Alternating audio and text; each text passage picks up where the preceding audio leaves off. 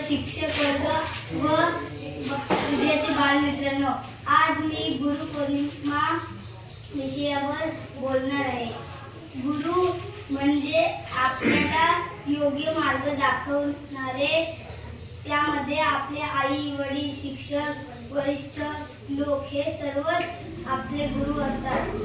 गुरु आपल्याला शिक्षण, संस्कार आणि चांगले विचार देतात, जसे की माझ्या राजीव शाळा पिपंडे यामधील शिक्षक आणि शिक्षिका पाटील मॅडम, लेंडी सर तसेच वारगडे सर हे सर्व शिक्षक मराठी, इंग्रजी, गणित, परिसर, इतिहास, संगीत, चित्रकला, योगा तसेच विविध खेळ शिकवतात। हे माझे मी भाग्यच समजतो। त्यांच्यामुळे मी इथे वक्तृत्व, भाषण या क्षेत्रात व्यासपीठावर बोलू शकत आहे। म्हणून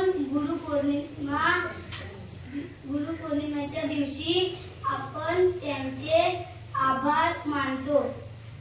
महान ऋषी महर्षी व्यास या दिवशी जन्मले, त्यामुळे हा दिवस व्यास पौर्णिमा म्हणून साजरा करतो।